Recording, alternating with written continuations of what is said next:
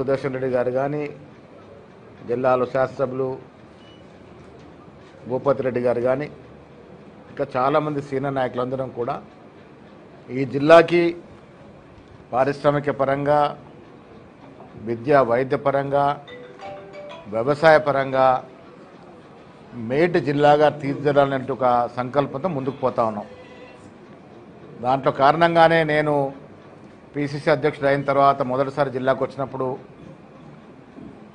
ఇచ్చినటువంటి ప్రామిస్ జిల్లాకి ఇంజనీరింగ్ కళాశాల తీసుకొస్తానని చెప్పడం, దాదాపు నెలన్నర క్రితం ముఖ్యమంత్రి గారు సహకరించి జిల్లాకి 35 ఏళ్ల కళ ప్రభుత్వ ఇంజనీరింగ్ కళాశాల తీసుకురావడం, అది సాకారమైంది. అడ్మిషన్లు కూడా జరుగుతూ ఉన్నాయి. నేను అదే సందర్భంలో చెప్పాను, ఇది వ్యవసాయ పరంగా చాలా ముందున్నటువంటి జిల్లా నిజామాబాద్ జిల్లా. నిజాం షుగర్ ఫ్యాక్టరీ ఉన్నప్పుడు యావత్ ఆసియా ఖండంలోనే ఇది ఒక పెద్ద వ్యవసాయ జిల్లా. ఆసియా ఖండంలో కిషన్ గంజ్ అనేది అతిపెద్ద మార్కెట్గా పేరున్న జిల్లా క్రమేణా తగ్గుతూ వచ్చిన సందర్భంలో మళ్ళీ ఇప్పుడు కాంగ్రెస్ పార్టీ అధికారంలోకి వచ్చిన తర్వాత పారిశ్రామిక పరంగా కూడా ఈ జిల్లాను అభివృద్ధి చేసుకోవాలనే ఉద్దేశంతో పామాయిల్ ఇండస్ట్రీని కూడా నిజాం షుగర్ ఫ్యాక్టరీ పునరుద్ధరించే పరిస్థితిలో కొంత ఇబ్బంది ఉన్నప్పటికీ ఒక పెద్ద పామాయిల్ కలెక్టింగ్ యూనిట్ తీసుకురావాలనే సంకల్పంతో ఉన్నాం. దానికి తోడు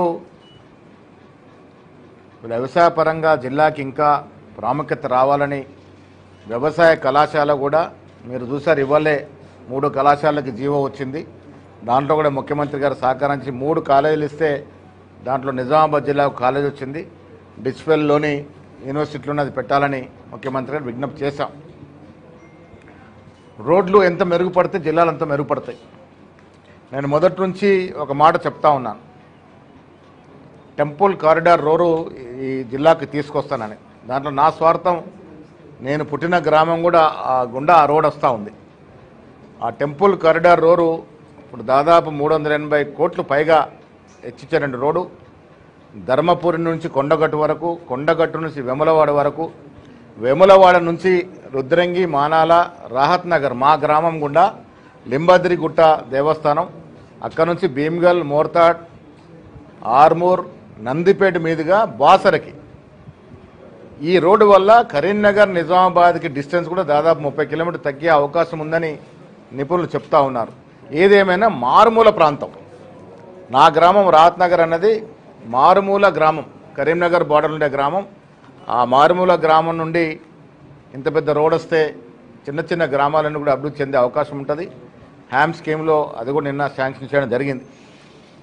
భవిష్యత్తులో కూడా ఈ జిల్లాని అన్ని రకాలుగా అభివృద్ధి చేయాలని లింబాద్రి గుట్ట దగ్గర 1 ఎకరా స్థలాన్ని దేవాదాయ శాఖ నుంచి టూరిజం శాఖకి ట్రాన్స్ఫర్ చేయడం జరిగింది. దాదాపు 3.5 కోట్లతో లింబాద్రి దేవాలయంలో ఒక పెద్ద guest house, tourism guest house కూడా ఫైనాన్స్లో ఉంది. అది కూడా తీసుకొచ్చే ప్రయత్నం చేస్తూ ఉన్నాం.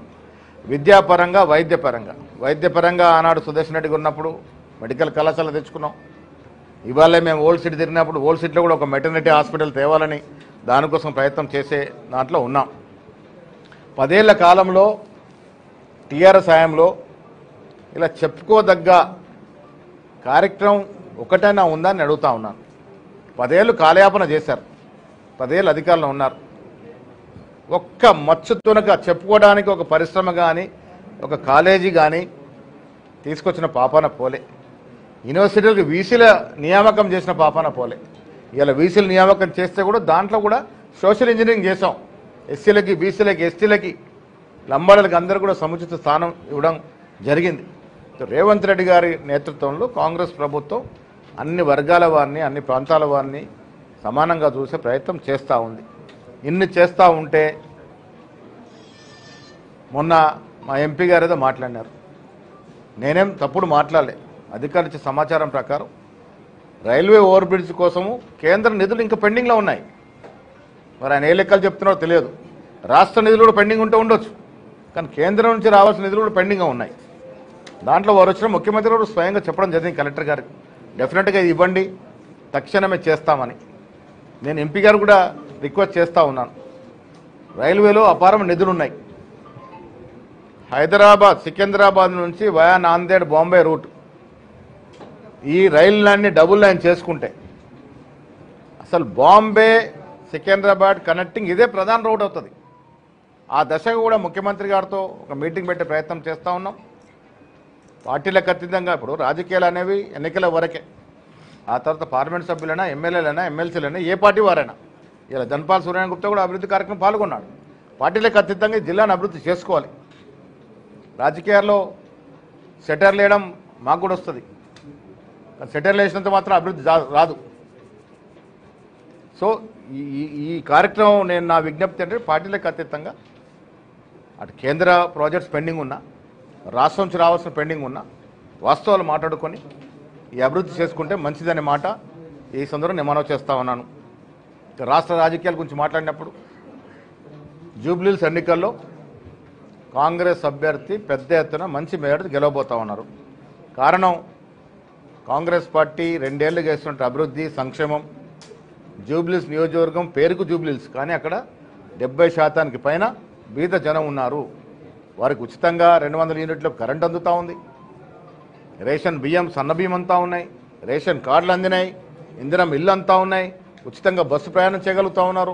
ఇంత సంక్షేమము ఏ ఇతర రాష్ట్రాలు దొరకట్లేదు. కాబట్టి ప్రజలు కాంగ్రెస్ పార్టీని ఆదరిస్తారు. మేము పెట్టిన అభ్యర్థి కూడా నిరంతరం ప్రజల మధ్య ఉండే అభ్యర్థి, ప్రజల కష్టకాలు పంచుకునే అభ్యర్థి కాబట్టి మంచి మెజారిటీతో అక్కడ గెలిచే అవకాశం ఉంది. ఇక కేటీఆర్ గారు మాట్లాడుతూ రోజు నిద్ర లేస్తే ముఖ్యమంత్రి మీద ప్రభుత్వం మీద విమర్శలు చేస్తూ ఉన్నారు. వారు పాపం ఏమనుకుంటారంటే 10 ఏళ్ళ నిరంకుశ పాలనని ప్రజలు మర్చిపోయారనుకుంటా ఉన్నారు. కేటీఆర్ గారు ఇంకెవరు మర్చిపోలే. మీరు 10 ఏళ్ళు నడిపినటువంటి అరాచక పాలన, మీరు 10 ఏళ్ళు చేసినటువంటి భూదోపిడీ, ఆర్థిక దోపిడీ, 10 ఏళ్ళు మీ నాన్నగారు ముఖ్యమంత్రిగా ఏలిన తీరు,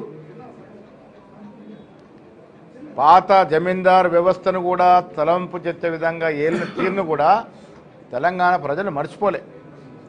మరి విచ్చలవిడిగా పాలన చేశారు కాబట్టి అసెంబ్లీలో ఓడించినారు, పార్లమెంట్లో 0 సీట్లు ఇచ్చినారు. రేపు జూబ్లీహిల్స్ కూడా అదే 0 రాబోతా ఉంది. మీకు ఆరోపణలు చేసేటప్పుడు కూడా కొంత పస ఉండే ఆరోపణలు చేస్తే మేము కూడా జవాబు చెప్తాం. పసలేని ఆరోపణలు విమర్శ చేయాలని చేయడం తప్ప ఎక్కడ నాకు పస కనబట్లే కేటీఆర్ గారి మాట్లాడే తీరులో.